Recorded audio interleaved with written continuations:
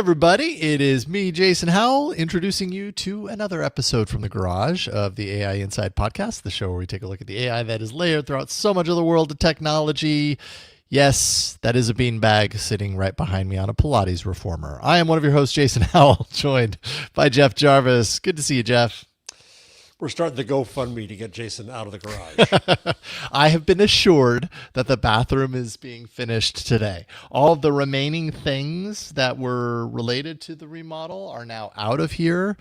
Although I will say the most expensive tile that we got for the shower, we have tons of extra. I don't know how that happened. So we're going to have to get Jason, creative. I think after all of this, the requirement is that you have to do the next show in the bathroom. That's hilarious. I guarantee you it would not sound good because of all the reflections. That's where my mind immediately goes. I would totally do that though. Think on your AI throne. I love a good bit, and that is a great bit. Who knows? Maybe I'll have a roll in or something. This one story brought to you by Jason's bathroom remodel. Yeah.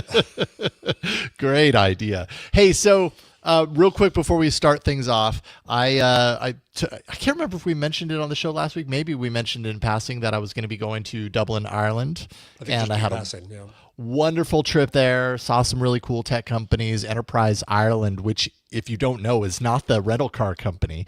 Enterprise Island. I had someone ask me that. They were like, "Oh, Enterprise flew you out?" I was like, "No, not Enterprise, the car rental company. Enterprise Ireland, which is like a government funding arm for startups, for tech startups and other types of startups inside of the country. And so they are the ones that flew me out to kind of see what they're doing in the world of technology. But an unexpected thing happened throughout the course of the trip. And it all stems back to, you remember when I got these, the Meta Houston glasses. I saw a picture of you wearing them there. So I brought these because I was like, I'm going to need a pair of sunglasses because I like to wear sunglasses when I'm outdoors and it's bright, and who doesn't? And I might as well like bring these because then I'll be forced to kind of put myself into situations where they might be useful. And I gotta say, I'm really happy I brought them because I really did realize over the course of the trip what they could be useful for. Like I did a lot of video recording with them, which I've got a video kind of travelogue, kind of informational thing coming out on the Daily Tech News Show YouTube channel here pretty soon. So a lot of the content that I recorded through what I experienced in Dublin was done wearing these glasses. Super easy to just like, say the voice command or just fire off the recording.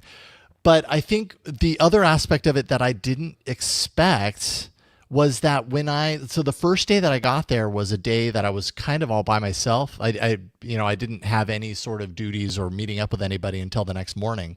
And so I went out on a limb. I opened up ChatGPT and I said, I've got an afternoon in Dublin. Here's where I am right now. I want to maximize the next 4 hours and just see a bunch of things. So what will you tell me to do? And it had me, go to this stadium, which I couldn't really go into the stadium. So that was kind of hilarious. Go to this beach, check out this park that was nearby. And so while I was walking along, I had my Meta glasses on.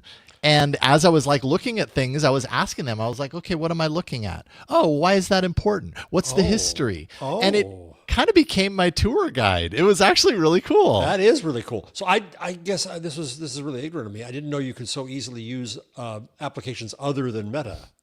Well, no, so it was Meta. So, okay, so let me clarify. ChatGPT, I did that all before I left the hotel room. Okay. But that was also a test. You went to the place. And then I went, and then I entered it all into my Google Maps navigation.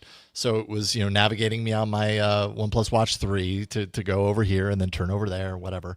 And that was a whole other thing, which was, do I trust ChatGPT to steer me right and not steer me wrong? Right. In like a tour kind of guide sort of sense. And it did a pretty good job. I mean, maybe it could have done a better job. I'll never know because I don't know Dublin well enough to know what I didn't see that was close to me. But I had a great afternoon. I was like, oh, that totally worked. That's cool. And then when I was out and about, then I was just kind of using, because I was wearing the glasses, what I realized is like I just instinctively, as we all do, have a natural question about this thing I'm looking at.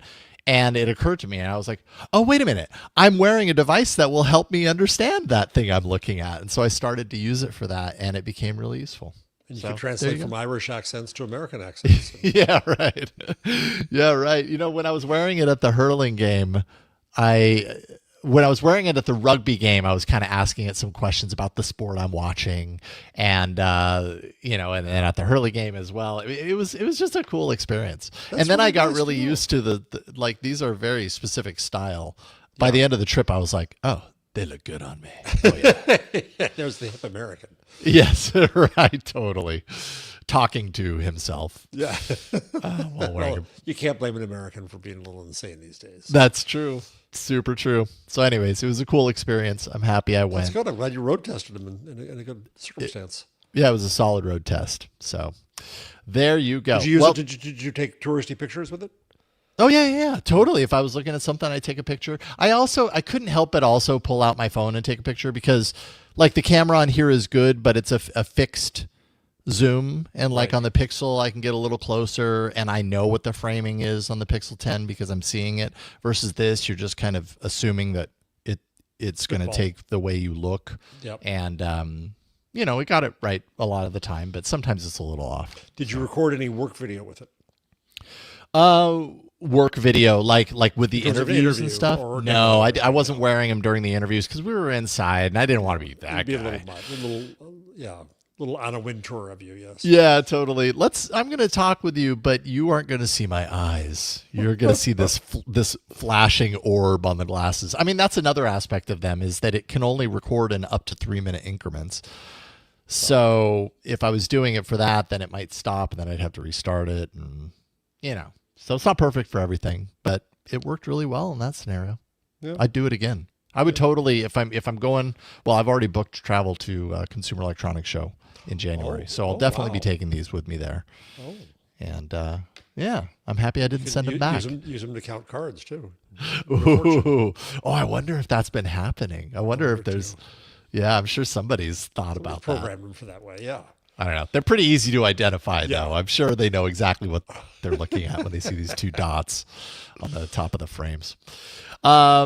We have a lot of stories this week that have little to do with each other. So much of what we're going to talk about today is news related to kind of video generation, yes, but also kind of the generative video and audio and what that means for the humans that are also doing these things. There's a lot of overlap. So why don't we start with some of the fresher news in this regard, which has to do with OpenAI's Sora 2. Did you get a chance to check out any of the kind of media stuff that OpenAI shared about Sora 2? Yeah, some. But unfortunately, I can't download the application because it's only on...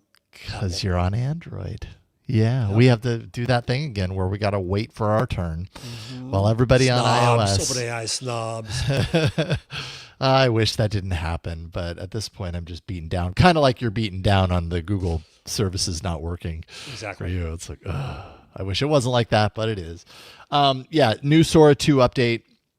Launch of a new iOS Sora app.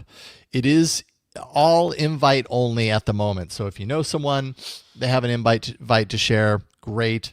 Do we have anyone to give us invites? Even though I'm on Android, I do have iOS devices. I know that Leo Laporte asked today, for those of us on intelligent machines, whether any of us had gotten it yet. So we haven't. Yeah, so we're starting to see some people playing around with it. I'll just play a little clip of what was shared with the OpenAI post that is announcing Sora 2. And, you know, it starts saying everything you are about to see and hear was generated by Sora 2. Hopefully you'll be able to hear this as it goes along. 1 year ago, one redefined what was possible with moving images. Oh, no. Today, we're announcing the Sora app, powered by the all-new Sora 2. Playing through the right place. Here we go. Now do you hear it? Yeah. It's the most powerful imagination engine ever built. Imagination. And it's packed with new features. I'll pass it to Bill for more details.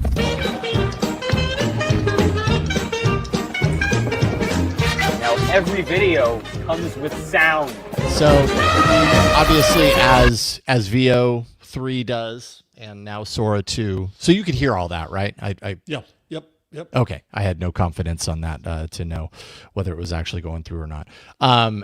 All video content with Sora 2, or with the new Sora 2 update, can also create audio that's synchronized. Get a little bit of that kind of like washy quality audio, I notice, that sometimes you get with audio generation stuff, but still, pretty impressive. This whole 2.5 minute video that OpenAI released, of course, they've probably been working on it for weeks and months and capturing the absolute best versions of all of these takes and everything and compiling it. So, of course, it's impressive to look and to listen to. It probably was not done in an afternoon, is my point. No.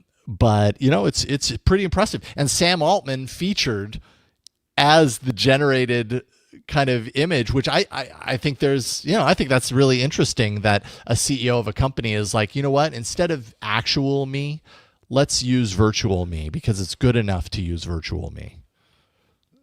Yes, though it weakens his arguments when his opponents use virtual him to put words in his mouth. Totally. In deepfakes of Sam Altman. I think it's going to be a very interesting thing is, do you have any control over your own image? I presume not. So Leo Laporte shared iJustine's Sora test. I just put it up on the rundown.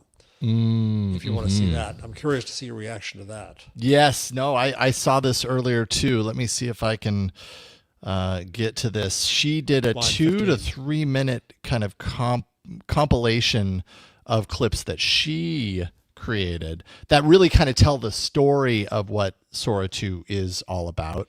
Let's see here. Can you hear that? Me is if you watch her eyes, they're kind of oddly vacant. For those of you who are watching, not just listening. Let's see. So mind-blowing. Line 15? There we go. Okay. Simple sentence can transport you anywhere, anytime, in any scenario you dream up. I've made so many wild videos that looking at my normal content creation seems so boring compared to this. The first step is building your avatar. You just read a short string of numbers, move your head around, and within a minute, Sora 2 generates what they call your cameo. Not only does it look like you, but also sounds pretty similar too. So crazy it can do that only having read a few numbers. Weird. And then you're getting one thing I notice in these is the little click that happens every like 5 or 10 seconds where they're stitching it or whatever. I bet they work on that over time. But yeah, really, really interesting. You mentioned controls over likeness, and Sam Altman has left his open, basically, but I imagine, he might find himself in a situation where he wants to close it down again, which is probably your point. But what the app allows for is this social media component of allowing users to insert themselves and their friends into generations via this cameo feature. It's opt-in. So it's basically me saying, you know what? I've done this, the number reading that iJustine mentioned in her video, which is interesting that that's how you set it up. It basically says, I've done this. Now you have my likeness, and I allow people to remix me, in other words. So someone could go on there and remix both of us. I'm confused about the opt-in, Jason. Line 82 is a story from the Wall Street Journal that says that copyright holders have to opt out of Sora. And I'm not sure how that really works.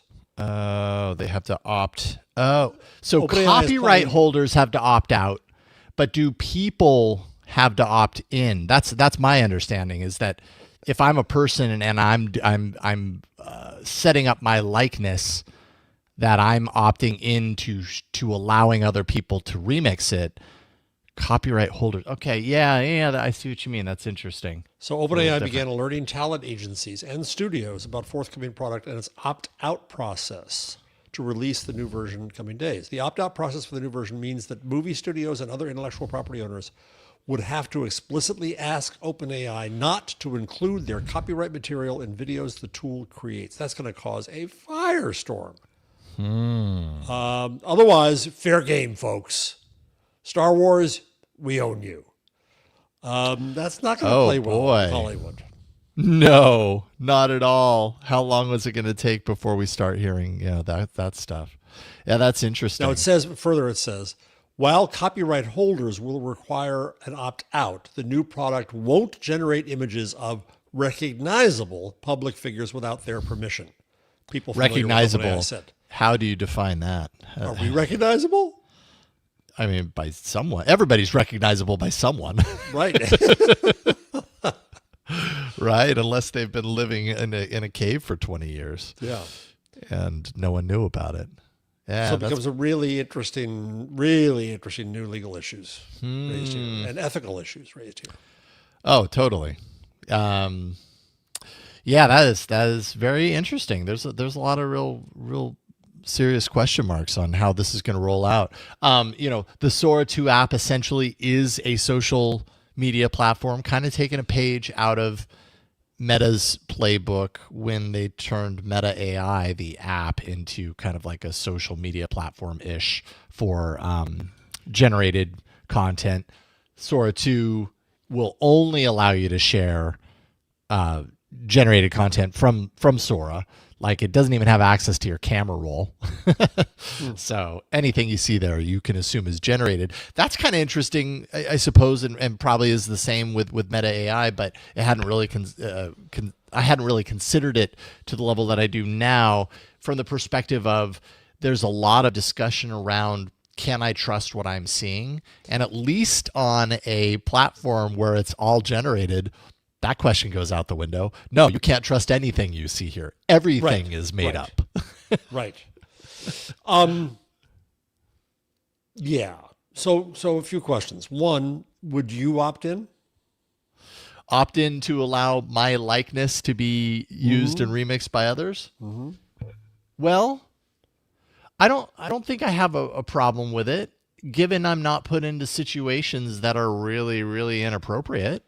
You know what I mean? Like, and so do we have control over that? So that's the thing, is you don't know what people are going to do with it. So I've had a really unfunny, nasty SOB of a imposter out there in the past. No, don't look it up, people, and don't share it, please. I can't stand the son of a bitch. If he were funny, I'd be fine with it. Absolutely fine. With it. He's just not. He's a jerk. So I don't want a jerk to put words in my mouth. Right. Yeah, and so. Well, that's something that I didn't really dive too deeply into. Is like, do we have recourse? If I say yes, you can remix me and put me into your videos, and I come across a video that I really do not approve of, do I have the ability to renege on that? Right. Or to, I think better yet. So on Facebook, if somebody leaves a nasty comment on my post, I can delete their comment. If somebody uses my image and I don't approve, and I also get the approval on Facebook, whether I put it on my, whatever we call it now, wall or whatever it was, on our feed, right?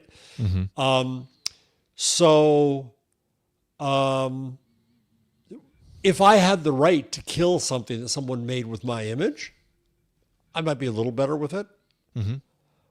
But that's not what I think is here. And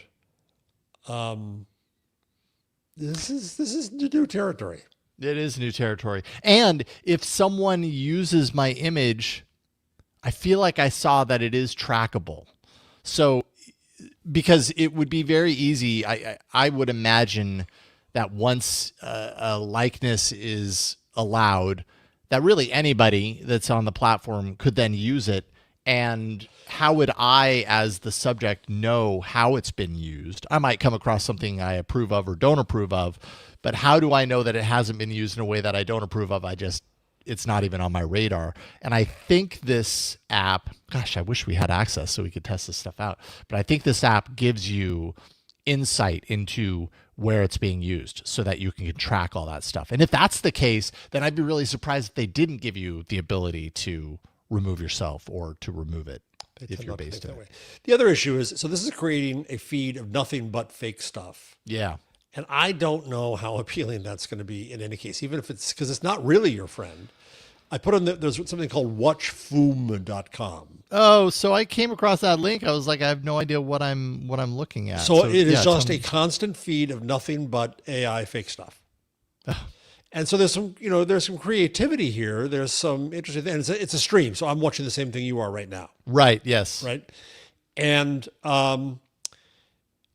it's kind of interesting, but kind of freaky. And I don't know whether this is engaging enough to have me sit and watch it. Yeah, it's intriguing for a little bit, but then, at a certain point, it's just randomness. Yeah, exactly. And I'm watching a kind of weird cat beast with glasses. Yeah. When I loaded this yesterday, and for anyone listening, you can go to watch Foom, F as in Frank, OOM as in Mary, watchfoom.com if you want to see it and see whatever is playing, because it is kind of like live TV. Everybody's watching the same thing. But when I first loaded this yesterday, when I was kind of starting to work on the rundown, it wasn't generated video. It was a panel discussion about I see that. AI. If you actually go back in the scrubber, you can see different things. And yeah, there's a Tribeca Festival thing here where they're stuff. You can go back. Yeah. I need to turn down the audio. It's distracting. Like how captivating or compelling is something like this? I don't know. So it goes back to the Sora 2. It's different from this because Sora 2 is apparently people and activities and things that people are making, but it is bite-sized chunks. Like there's certainly something to be said, I think, for like scrolling through a feed, having something catch your eye, and then now you're invested in it. Yeah, it's definitely more along the TikTok kind of line of thinking and use. I don't know how compelling that's going to be. Yeah. Am I really going to be compelled to open it on a daily basis and see what new AI thing, or do they all just kind of start to blend together? That's what I'm saying. I've seen this a million times. Yeah. That's curious. It's one matter if you're watching science fiction and somebody does something really amazing, but it's part of a story. It's part of something bigger. It's not just the little, I could make an avatar trick. Now, one thing that could be interesting as I think about this, with the whole remixing quality of this, is do people start to crowdsource stories together? Like, if I start an idea with these characters and it's remixable, I create the first 10 seconds of it and you take it off, and it's kind of like everybody passes it off and the story becomes this large evolving thing. That could be kind of neat. I love that. The reason I argue that TikTok is the first internet native application in culture is because you could collaborate. You could make a sea shanty. Or my favorite example is the Ratatouille, the TikTok movie or play, that people collaborated, made songs, made scripts, made sets, made all kinds of things. That becomes interesting. If you can use the tools together to make something bigger than yourself, I like that a lot. You know what this reminded me of? Here, I'll show you something if you're watching the video version. A Twitter page for an account called 140 Novel. And back when I was at CNET and doing Buzz Out Loud with Tom Merritt, and Twitter was relatively new. I mean, this account was created January 2008. This is kind of what we were doing then. We created this account where each of us could, like, one person could go in here and write the first 140 words of a novel in air quotes. And then one of us, so this was Molly, #M, Molly, #T was Tom, L, I think J was me. So each of these entries was like one person riffing off the other and like expanding on the story. It just kind of occurs to me that what we're just talking about is basically this, but video instead of text. So yeah, I like the idea of kind of an evolving thing. I don't know, again, I don't know how compelling this even is to like look through and read. At a certain point, it's probably not that rich of a story, but and probably the same could be said about video, generated with AI. Yeah, interesting though, nonetheless. But the application for what we see in Sora, I think, is going to be immediate, is advertising and commercials. Yeah. And do we just kind of get used to seeing these things on TV? We already kind of think of advertising as slop. Yeah, it's true. That's true. Maybe advertising is the perfect place for it. It's like, well, we allow slop in that capacity, but that's not going to be where it ends. No way. There's always going to be people kind of pushing into those other places, as we were going to talk about through other stories throughout the show. Now, obviously, this is very reminiscent. I mentioned it to DeepMind's VO3 model. That came out just a couple of months ago. Before you get there, Yeah. if I may, while we're still on OpenAI. Sure. Totally. The fact that OpenAI released all of this, at the same time, it released new commercials.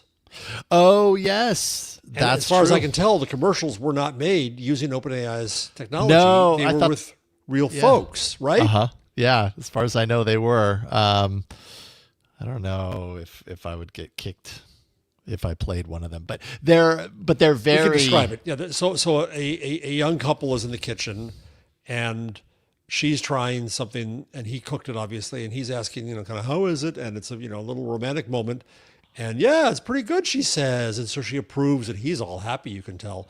Yeah. Then you see his prompt. I need a recipe that says, "I like you, but I want to play cool."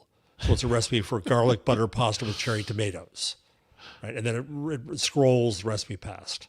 Yeah. Then it has another one. A guy wants to get buffed, and it tells him how to do chin-ups. No, thank you.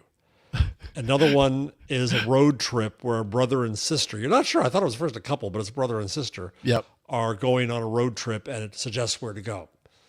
So it's trying to put OpenAI into real life and make it applicable and have utility.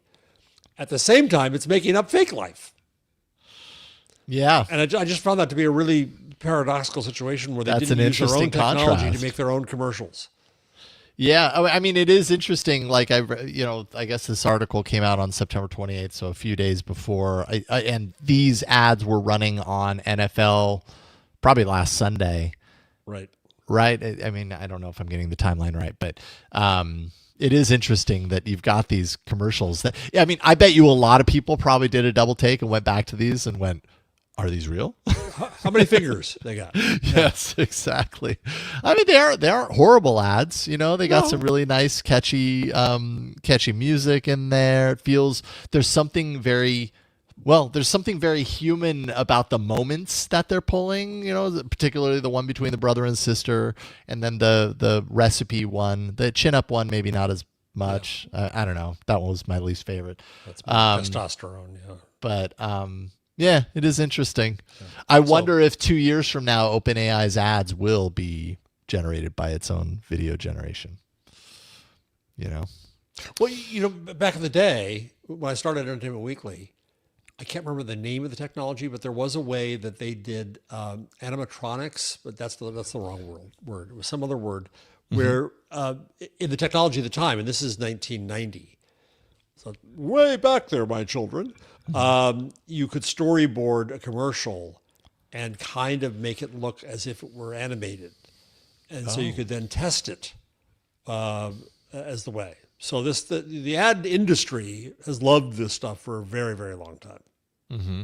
So anyway, thanks for that little detour. Yeah, well, and I mean, you mentioned storyboarding. That's a feature that is apparently coming soon. Also an API for developers. If you're wondering, if you get access to this, ChatGPT Pro subscribers get access to a higher quality version. So if you're free, I imagine that means that you get access, but, probably less, I guess less quality, but maybe even less amount of generations. I'm not sure how that works exactly. We're going to need someone to share an invite with us. That's just what we need. So contact at aiinside.show. Share it with us so we can check it out. Interesting stuff. And then, like I had mentioned, VO3, that had sound, that had, an increase in video quality. You put in a link to an article or a blog post by Simon Willison. He's a notable software engineer who wrote about a paper that Google DeepMind had released, where the report basically says that video AIs are evolving into zero-shot learners and reasoners, to which I was like, what the heck does that mean? And basically what it means is that they can do what text-based LLMs have been doing for a while now, which is they can solve a new task, in this case a visual task, without being trained for them specifically. And I guess LLMs are doing this, they do it with questions on topics that they haven't seen before. In this case, it would be that the video generation services are starting to kind of figure out problems using a general understanding of things, and not just memorized examples, not just things that they're specifically trained on, but kind of broadening out. And this really just kind of reminded me of the concept of world models that we talked about. Exactly what I was thinking when I saw this. Plenty of times. Yeah, and I think this is also a way for them to develop, and they're using this now. We heard this from Jensen Huang and Digital Twins when it came to driving. They're using it's a visual form of synthetic data. Right. Here's the baby carriage thrown in front of the fake car, the fake baby carriage in front of the fake car to make sure that the fake car stops, so the real car learns how to. Mm-hmm. And I think that there's this desperate need for world models, and there's no easy source. There's lots of YouTube videos, certainly, but it's not an easy source for the kind of, as Jan LeCode would say, what a 3-year-old sees all day and learns from the real world. Mm-hmm. Mm-hmm. So they're going to make up the real world to teach it about the real world, which is not real, which is giving me a headache. Yeah.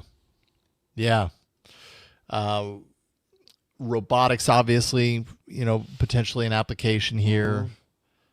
We mentioned world modeling, visual reasoning, navigation, tool use, all this kind of stuff potentially. I guess the paper is just basically saying that, it's easy to see these video generation platforms as just creating entertaining clips or whatever. But the reality is that they're moving in a similar direction to LLMs, where they were a couple of years ago. And so a lot of the benefits that we've seen over the last couple of years and the increases in capability with LLMs are going to start making their way to video. We're getting better on the quality. At some point, it's probably going to get a lot less expensive to do what we're doing with video, the same way that happened with LLMs.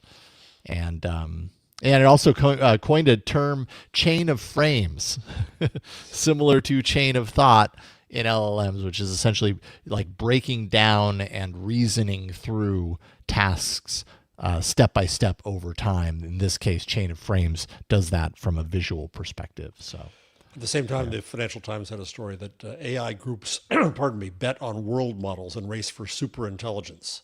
And it quotes Jan LeCun, and it mentions what all the companies are doing. And I think that we see a view that scale will do it all. Yeah. And we just build bigger and bigger and bigger data farms, then it'll figure it out. Yep. And as you know, if you watch our Jan LeCun interview, he believes that the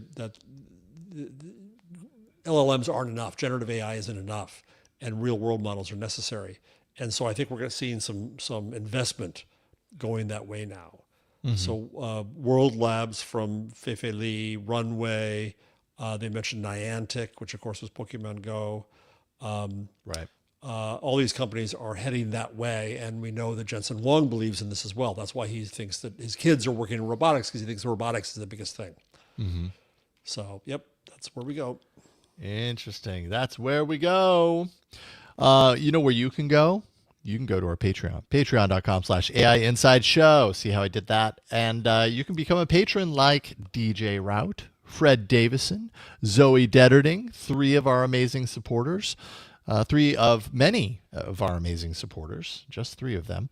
So thank you for your support. Anyone who wants to support us on a direct level can do so, and we really appreciate that. Patreon.com/AI Inside Show. Y'all are awesome.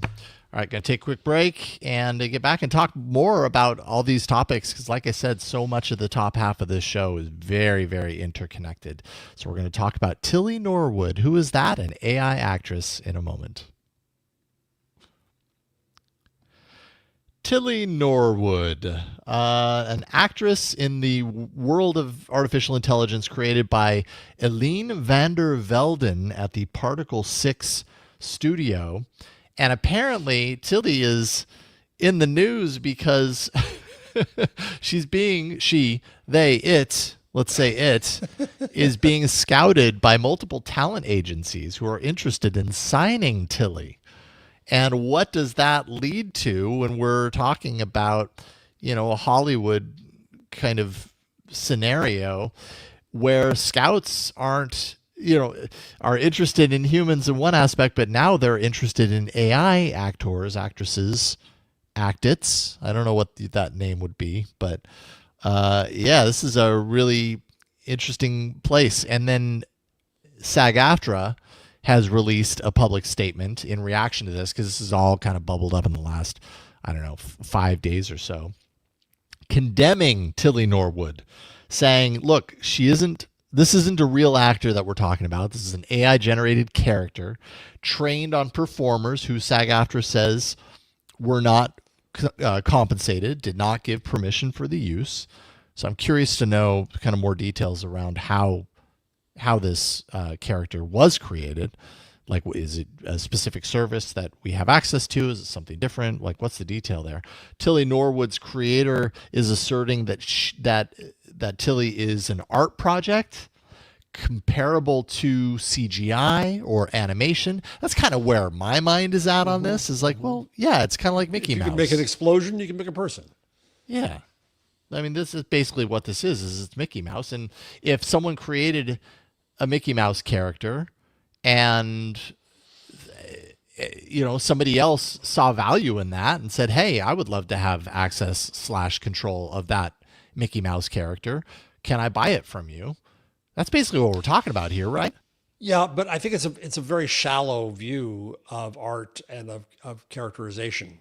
It reminds me of the stupid NFT craze, where like Gary Vee created all these stupid little characters. I'm going to be rich from all these characters. People are going to want these characters. The character is nothing but a still image of some fakakta stupid thing.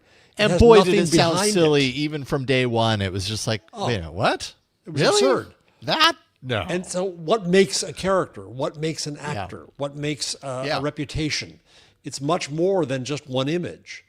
And even if that image can move and talk now in AI, Meryl Streep is Meryl Streep because she has a lifetime worth of work, and Tilly Norwood's not going to compete with Meryl Streep. Mm-hmm. Now, if what you want is someone to be in your Kleenex commercial, Tilly Norwood may be just fine. Mm-hmm. But in fact, you could make your own Tilly Norwood. You don't need Tilly Norwood. You can put your own prompts in to say, this is the kind of sneezy person that I want to have for my Kleenex commercial. So what makes it unique that Tilly's created? It's fine that Van der Velden created an art project. I think that's cool. But I don't see whether there's an ongoing market here, and even a market that SAG-AFTRA should be frightened of in terms of real actors and real character actors and real reputations. Are they going to lose business of commercials? As we said earlier in the show, yes, they are. Mm-hmm. Yeah, absolutely. Yeah, so this is such an interesting thing for me, because like AI characters, they're going to exist. Like, whether people like these things or not, there's still going to be plenty of people creating these things and probably finding value out of it in some way, shape, or form. Those things are probably almost certainly going to compete in some way, shape, or form with humans who might do the same thing. Listening to what you were saying about, who's the? I wanted to say Meg Ryan, but that's not what you said. You said who's the actress? Who did I just say? Daniel. Meryl Streep. Meryl Streep, thank you. Yeah, Daniel, our chat room memory. Hi, Daniel, by the way. Thank you for always being there for us. Meryl Streep. So Meryl Streep has built a reputation around her through doing however many films that she has done throughout the course of her career, being her authentic human self in those roles, being an excellent actress, being just really good at what she does, and people connecting with her doing what she does.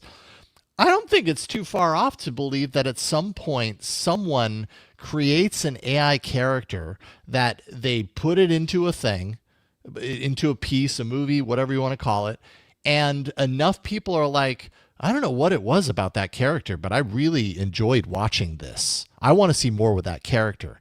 And then that character goes into something else and kind of follows a similar arc. It kind of, Yeah, I could but totally even see then, that happening. I mean, certainly you have animated characters, you have anime, Yeah. you have, but even then it's the writing that goes into what the character does. Yeah. Yeah. It makes that character something you want to follow. It's not that one image that then becomes animated. Right. That's insufficient, I think. Yeah. But then, I can't find it now. So last week I came across a story where people were in relationships with animated characters online, and it all gets pretty weird. Yeah. Yeah, everything online gets pretty weird. The deeper down the rabbit hole you go, Yeah. I suppose. Yeah. Can we flip flop the next two stories? 'Cause Sure. I think the one on line 27 is related to this. Totally. Yeah, I totally Right. agree. So we have this fear of creating actors and characters out of nowhere. What podcast hosts? I mean, when I was at Twit and AI was starting to become a bigger and bigger deal, this was always the joke, is like, well, at some point, we won't even have to do what we do. There'll just be a virtual Leo, or there'll be a virtual Jeff Jarvis or whatever. And that's just the way. And ha ha ha, isn't that funny? Oh my goodness, maybe that'll happen someday. That'll never happen. But yeah, so this story that you put in there, like, really asks, and this is from a Bloomberg story, what human contributions can stand up to in an AI-driven content world. And there's Janine Wright, who's the co-founder of Inception Point AI, who says that their company will continue to make mass-produced AI podcasts, even with an industry that is pushing back on it. This all stems back to a Hollywood Reporter story from early last month that featured her company, noting that they release 5,000 podcasts and 3,000 episodes a week at $1 per episode. Cost. Yeah, at the cost of $1 per episode. They use 184 AI agents in the pursuit of that. And basically what they're doing is they're just, they've found a way to scale just the massive, amount of content creation for podcasting. I guess the question I have on this is, who's listening? Like, is anyone actually listening? Like, you can create all this stuff, great. And maybe if you do it in large enough numbers, it doesn't matter if anyone's listening as long as they're downloading, depending on how things are being tracked and ads are being inserted and everything. But like, I'm really curious to know if anyone listening to this podcast legitimately listens on a regular basis to an AI generated podcast. And if so, like, what is it about that you find? Yeah, I don't get it. Because again, there's something behind this. Just an animated voice doesn't make it. Now, there are books that don't appear as audiobooks that I wish were audiobooks, but with real readers. And sometimes, I listen to audiobooks for things that I enjoy or I'm curious about or I want to read that I don't do for my research. For my research, I tend to have to read so I can mark up. But then there's other interests. That's why I have audio. So there's audiobooks out there. There's a new book out about Kant, the philosopher. Okay. I'm not writing about Kant, but I'm ignorant about Kant. I'd like to get into the book, but I don't really want to take the time away from my research to read the book. So I'd rather there were an audiobook. Yep. Would I at some point tolerate a good animated voice to read that nonfiction book? Yeah, I probably would. Okay, but what's behind it? What's behind it is not the voice that's appealing. What's behind it is The an author information. wrote a book about Kant, right? What's behind a podcast, one hopes, is information, conversation, and the personality. And that's not going to be in these things.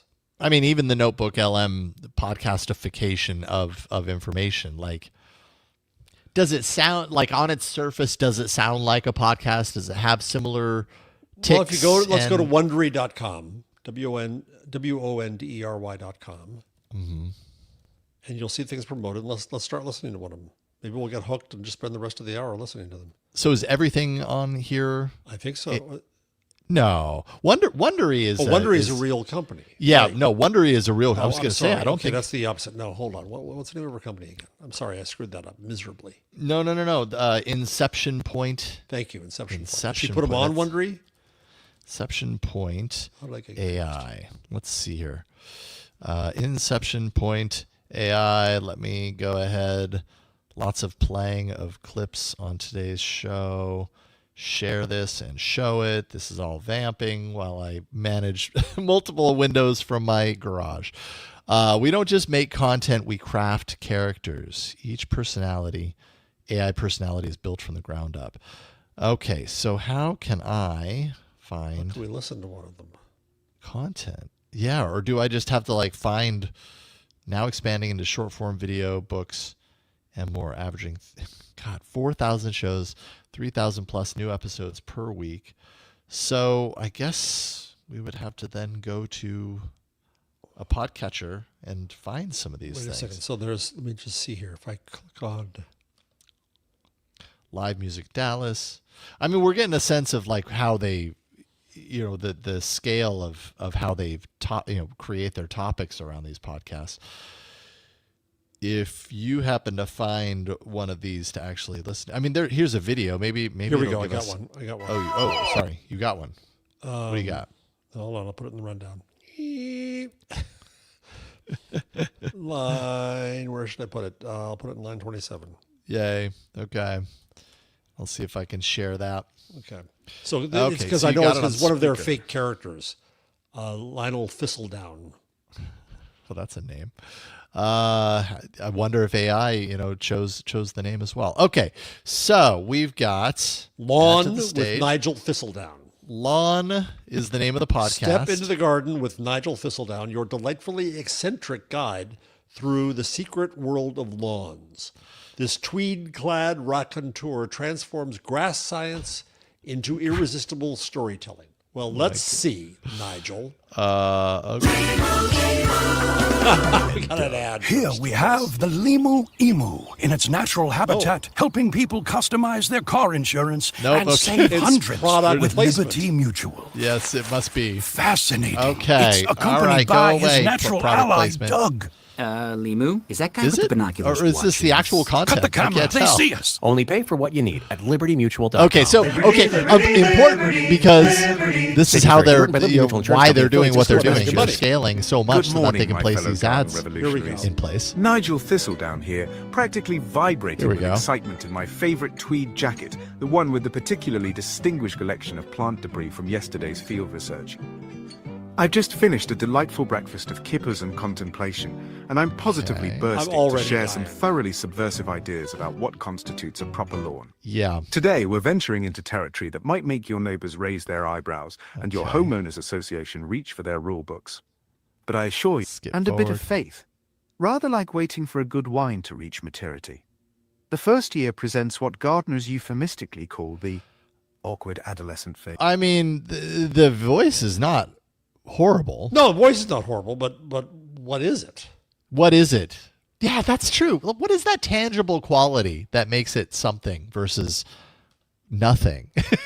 That's wow. That's like an existential question, right? So there. here's a self-confidence coach in the next line who's going to teach us how to be self-confident, even though she doesn't exist and we do. Oh my goodness. Yeah, right. Okay, so let me see here. This is The confidence coach, building self-esteem and self-belief. all right. So now we're Proven looking. strategies to upgrade your minds, even though we don't have minds, only you humans do. Every episode in this feed is somewhere in the 3-minute mark. So each podcast episode is around 3 minutes. And the I wonder commercial's how much probably of this is 30 ads. seconds of that. Yeah. There we go again. Anytime Yeah, you need. okay. No schedule, no waiting. Let's begin by understanding the roots of confidence. According to leading experts, lasting self-confidence comes not just from repeating positive accent goes affirmations, between English but and from American. identifying and you're transforming totally the true. subconscious You're right. stories that shape how you see yourself. Most of the limitations you feel, the sense that people like me don't succeed, Yeah. Do me a favor, go back to the commercial because I wonder whether they make her do the fake commercial. You to feel it, Doug. Limu and I always tell you to customize your car insurance and save hundreds with Liberty Mutual. Okay. But now We want you to feel it. No, that's So just it's the just an ad. inserted commercial. Yeah, God, we just paid them for 2 ads. I know we did. Yeah, We gave them 2 impressions. Yeah. When I listen to it, like, does it sound like a human? Sure. If I didn't know, you know what I mean? If it was like 10 years ago and I heard this, I wouldn't have questioned it. Now we know enough about these systems to be able to hear the tells and everything like that. But there's something about it that just feels like white noise, even though it's not white noise. Like, and I, again, like, maybe it's because I know that it's generated that, like, I don't take it as seriously, but I don't know. All right, so here's one more, Jason. I'll stop. Okay. An AI podcast. This is the podcast that's going to replace us. Okay. Oh, boy. All right. Let's see here. Let me find it. You've placed it in there. That is, and it's called none other than AI startups. So it's really on the nose as far as what it's about. Let's see here. Which of these wonderful episodes? They're all around 16-ish minutes. How about from an idea to execution? Good, perfect. Building the foundation. Oh, you know what? I may have run out of. Oh, no. Okay. All right. Let's see. This isn't guaranteed. It's earned through unwavering commitment. This world of artificial intelligence entrepreneurship into something you can actually wrap your head around. I'm your host, Nick Ledger. And if you've ever wondered how a brilliant idea transforms into a world-changing AI company, you're in exactly the right place. Okay, we'll skip Deep forward. understanding of the underlying processes that most people never see. The research phase begins with understanding your data landscape. Every AI system is fundamentally hungry for data, but not just any data will do. You need... Okay. I don't know. You know, if these things had some educational purpose, if they were going through something, some history or teaching you how to do algebra or something like that, okay. But I don't get it. You could do the same. You could make any LLM do the same thing, basically. Are we doing the same thing that actors and actresses do when they are faced with an AI actor? Maybe. You know, but like, again, we're just like, no, but this is our domain, not the domain of robots. And we can bring in current information. I guess that's a benefit. There's tons of these things. My God, I'm scrolling down. So the Diddy verdict, 5,000 AI and climate change, China, Chuck Mangione forever. I don't know where they do the music there. Democracy. I mean, basically capitalizing on the fact that, like, this type of thing or YouTube or whatever content creation is so niched down that they're just looking to spray all of the little, the tiniest niches that exist in the hopes that any of, the random people across the globe that are searching for that very particular thing, because, I wonder if there's a podcast about this, the lawn thing. What was the lawn thing? Like, I wonder if there's a podcast about grass on lawn, and boom, they come across lawn, they give it a shot. They go, there are no other podcasts on lawn culture, whatever you want to call it. But this one exists. Even if it's AI, at least it's on the topic that I want. I'll give it a shot. I don't know. So there's one here on the history, the Gilded Age, and Gilded. I feature that in my next book, Hot Type, because of Mark Twain, GILDED, as in to put gold on things. But the what do you call the thumbnail you use for podcasts? The image, the album art or thumbnail? Album art, is the Gilded Age, GUILDED. Oh no! Oh, oops. Yep. Good work. Machine made a mistake, and we found it's it. Not perfect. Hey, hello, our mutual friend Aunt Pruitt, who is watching and says, I think the problem is so many of our citizens fall for the generated content as if it were real people on the mics. Well, I do think that people fall for it. Yeah. We are very clued in on this stuff because we do what we do, and I think, I don't know, my ears can hear the wishy-washy and the stilted delivery and, all these little things. Even some of them are probably very intangible, but enough of them in aggregate makes me go, okay, I've clued in. This is not real. But I'm sure there's probably a lot of people that pull it up and might not be the wiser. Yep. Because they're not technologists. A lot of these are 4 episodes, like there's one on UFOs. Just a few episodes, just get you in, get you out. We'll come up, do the next thing. Truth, UFOs, 2-minute mysteries, weird history. Oh, well. Interesting. Yep. Okay. Fascinating stuff. See, we're already there. Our podcast is threatened by other AI podcasts created by none other than AI. Bye, everybody. See you later. Thanks for all the fish. Spotify has rolled out a bunch of new AI safeguards for combating fraud and abusive content on its platform. I think this caught my attention because I've heard from, in different like musician circles and music lover circles on like YouTube and whatever, a lot of consternation and grief about AI music coming to music platforms like Spotify.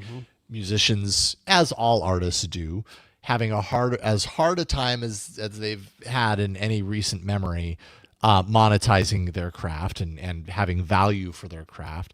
And Spotify being a platform where it's kind of similar to the last story that we talked about, right? Like there are plenty of people that are making AI generated music very easily, very low kind of cost to them, and just flooding places like Spotify with that content.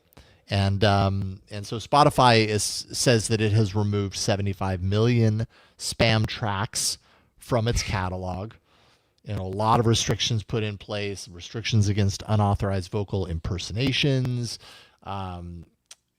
just improved spam detection. So for mass uploads, which is kind of like what we're talking about on the last story, all that kind of stuff. So maybe it means that your Spotify playlist will get a little cleaner. Maybe you won't notice a difference because so much music is uploaded to Spotify on a daily basis, not even including AI generated content.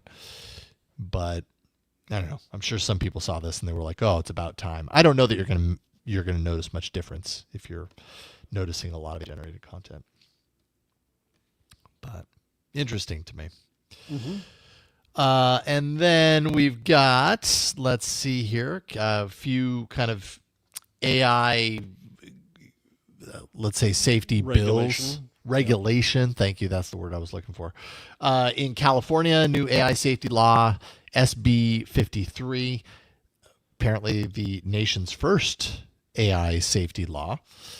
Governor Gavin Newsom is mandating with this law for the biggest AI companies to disclose their safety protocols, also to report the risks of the AI that they are developing. Also, it's meant to protect whistleblowers. It establishes oversight, encourages ethical research, all this kind of stuff. California often, rolls out things like this, and then it, eventually it makes its way down the line. But yeah, they tend to lead in these things. The interesting thing about this was that it was not at all certain that Newsom would sign this. There was a lot of betting that he would not, because California is also the home to all these AI companies and technology companies, right? And most of them were opposed to this.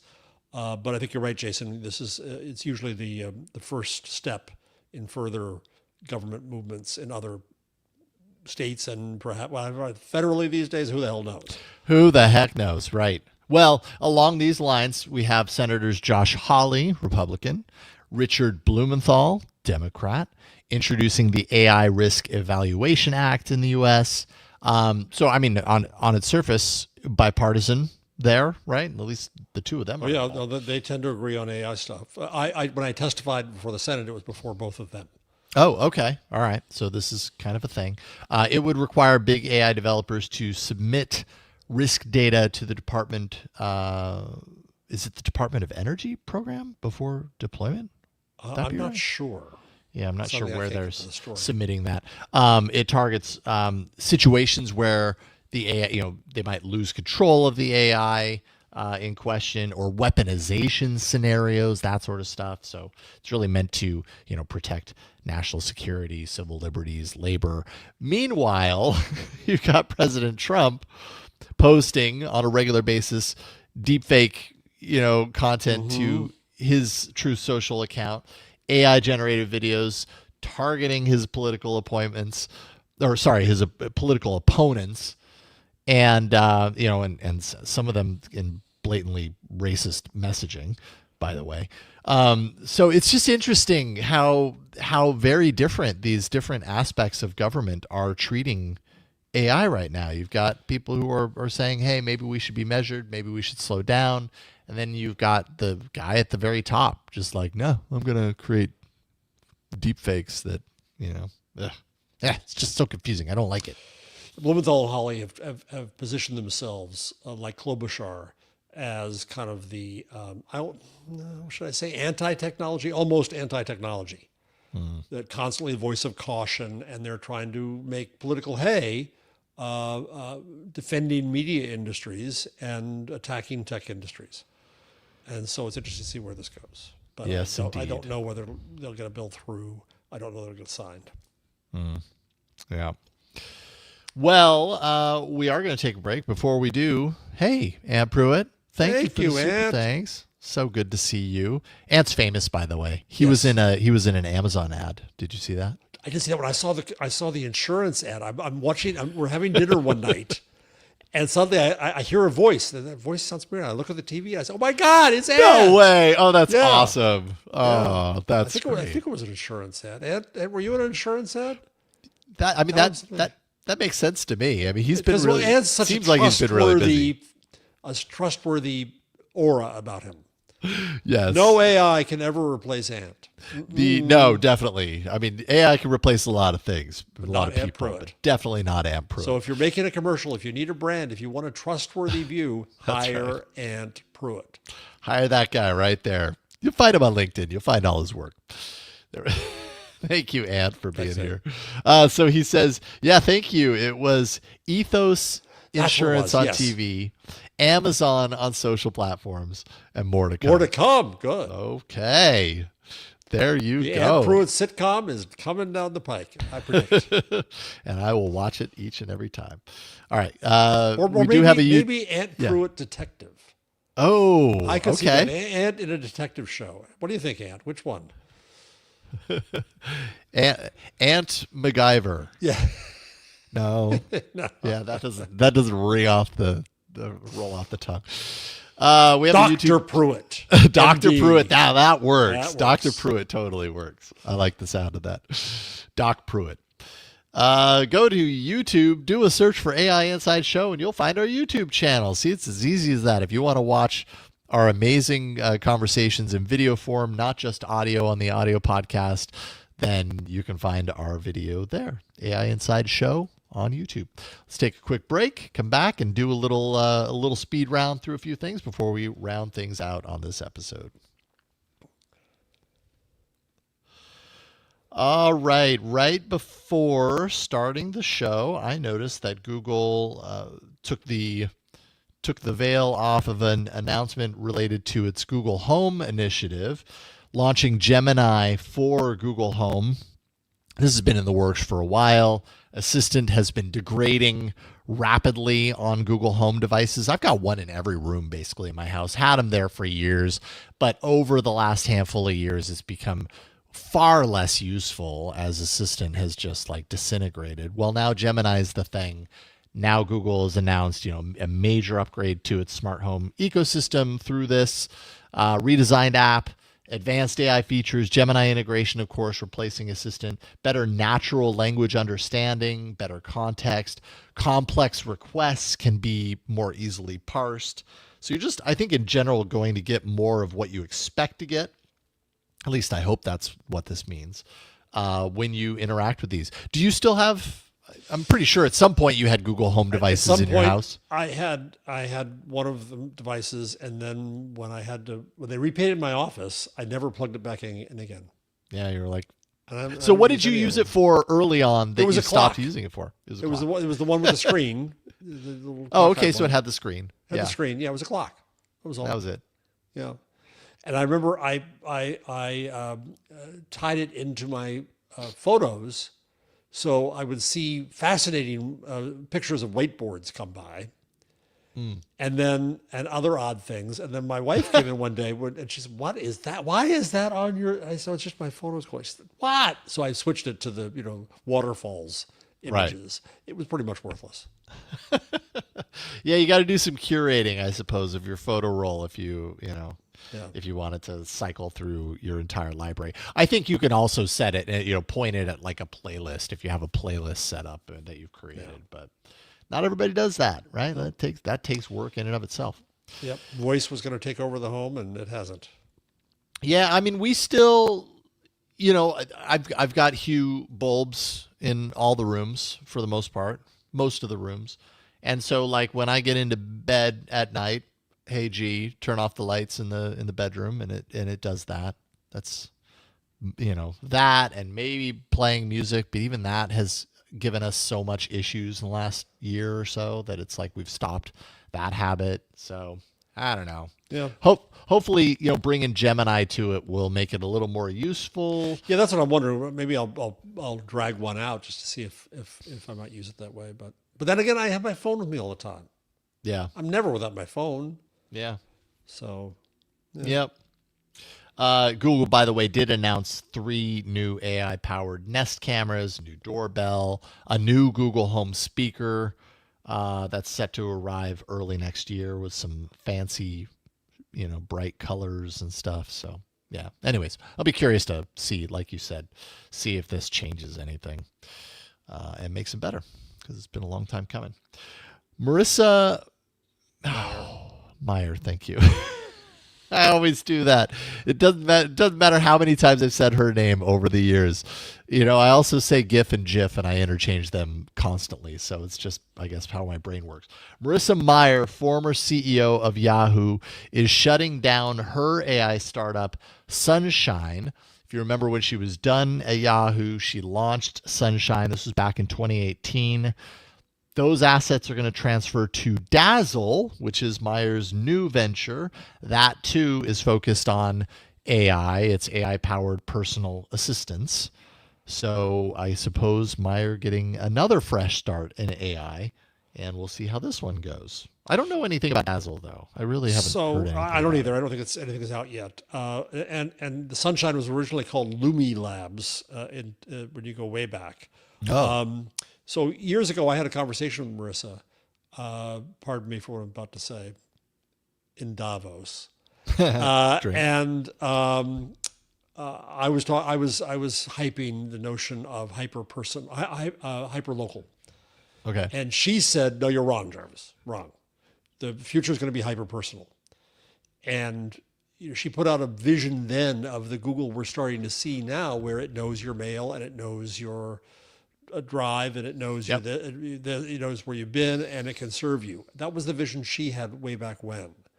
And Marissa has, I think, a feel for product and consumers that's lost from Google to a great extent. I think she really had that touch, and it was the early days of search, and she was involved in a lot of that. So I watch with interest what she does. I think it could be interesting. So originally Sunshine was an app for managing contacts. Yeah, that's right. Okay. Right? And I don't know how AI based it was. Everything had a little gravy on the meatloaf from AI. Yeah. But now this idea of the personal assistant, interesting because it comes against the time when ChatGPT or OpenAI just released a new version of that, and of course Google is that, and Perplexity is doing that with its browser. Yep. So where she fits in, but she's very smart at product. So I'll be interested to see what she does. Yeah. Always interested to see where she heads, and we'll probably find out more about Dazzle sometime in the near future, maybe. Anthropic launched Claude Sonnet 4.5, which I just get lost in the version numbers and everything. I'm glad you put this. Didn't they already do that in the lightning round? Because there's another version of another model. What I realize about this show is that the lightning round is largely a changelog of This Week in Google. I was just thinking about that. But it's not. I really don't think it's a bad thing, because we have so many these headlines. things are worth mentioning. But do we really have a lot to say about Claude Sonnet 4.5? I mean, it's coding, which is kind of the big focus on this new where update. They've really made inroads in coding. They have. They've done really well there. They're calling this the world's best coding model. It's the world's best. You're gonna love it. New tools like code checkpoints, VS Code integration, context edition, agent SDK, more advanced safety protections, no pricing changes anyways with this. But so if you like coding, there you go. That's Claude Sonnet 4.5. And then we have DoorDash with a new delivery robot. I don't know if they had one before, but they have one now, and it is called Dot. Is that right? Let's see here. Yes, the Dot delivery robot. It is a red autonomous robot with wheels, of course, because that's how it moves around, but with eyes. Better than feet. Yeah, that would, although maybe somewhere down the line, Dot will have feet. Eyes and a mouth that opens to hold the cargo. So that's a little interesting. It can travel on roads, bike lanes, sidewalks. It can fit through doorways. It can operate up to 20 miles per hour, up to 30 pounds of cargo capacity inside. You know, it has a bunch of cameras and sensors and obstacle avoidance detection systems and blah, blah, blah. But they're piloting this in Tempe and Mesa, Arizona. They plan a wider rollout to the entire Phoenix region by the end of the year. So if you're going to be in Phoenix early next year, it's possible you're going to see these little DoorDash Dot delivery robots cruising around. Who the heck knows? So I was in Jersey City 2 weeks ago, and there you have the Uber Eats robots. Oh, okay. And you actually saw them. Yeah, I was on a call. I had to sit down on a park bench. They had a very nice urban space. We could sit down on the park bench, and I was sitting there, and I ate my lunch. And I watched them go back and forth and back and forth. They're really being used. Mm-hmm. It's pretty amazing. I think in a way it puts people out of work, but in a way it also puts people out of work from a really pretty crappy job. Mm. And it's really interesting to see them roving around and being used. I live way out in the suburbs, so they're never coming here. Yeah. But if I lived in the city, I'd use them. Who knows? Maybe you'll get drones. You'll get drone delivery. Yeah, that might. No, I won't, because I live 5 miles from Trump's Bedminster golf course, so they'll get shot down. Oh yeah, no. Yeah, you probably will not then. Almost certainly. And finally, on the we should have like a board that's tracking all of the AI browsers that are launching, because boy, suddenly there are a lot of them. Opera launched Opera Neo. This is its AI powered browser with agentic Neon. AI. I'm sorry, Neon. My apologies. It is Neon. With agentic AI on board. It can, do all the things that you imagine, performing actions across browser tabs, automating tasks, workflows like bookings and that sort of stuff, if you trust it to do that for you, research, writing, all that stuff. But this one uses a quote, I put it in quote because this is how they refer to it, a cloud computer, which kind of sounds like my parents talking about computing or something. It uses a cloud computer. It's like, well, so much stuff uses a cloud computer or cloud computing. Yeah, that's what doesn't. I know. So I thought that was kind of weird. But it's meant for larger tasks that can be automated in the background, I think, when the browser isn't even in use. So the idea is that you can kind of create kind of these, I don't know, these more complicated tasks. Kind of. Yeah. Sounds a little different from some of the others. Details, I think, are a little light on how that actually works at the moment. But they're targeting power users, subscription model, early access starting now, general availability coming soon.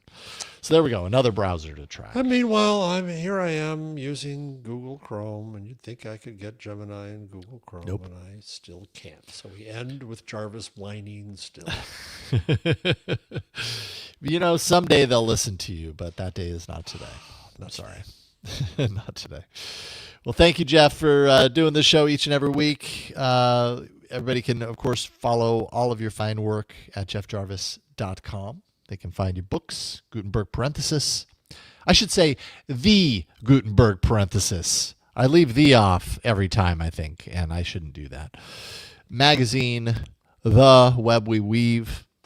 Excellent stuff and more to come. Hot Type. Hot Type next spring. Not the hot type. Not the, no. No. Okay. JeffJarvis.com. Go to AIinside.show to find all the information about this podcast, everything you need to know, how to subscribe, all the little social media places, interviews, episodes, you name it can be found there. And then patreon.com/AIinside show. If you go there, you can follow us and support us, which is, I think, the thing we hope you'll do. Patreon.com/AIinside show. We got a lot of people who support us. Dr. Do, Jeffrey Maricini, Radio Asheville 103.7, Dante St. James, Bono Day Rick, Jason Knifer, Jason Brady, Anthony Downs, and Mark Starcher are those who support us at our top level. They are our executive producers. And then we have a ton of you who support us on the lower levels, but still very, very important. So we appreciate each and every one of you for throwing your support behind the show and enabling us to do this each and every week. We're learning along with you, and we appreciate the opportunity to do that. So I think that's about it.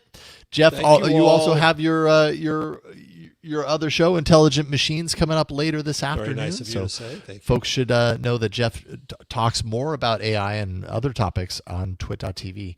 Look for Intelligent Machines. Thank you, Jeff. Thank you, everybody. We'll see you next time on another episode of AI Inside. Bye. Peace out.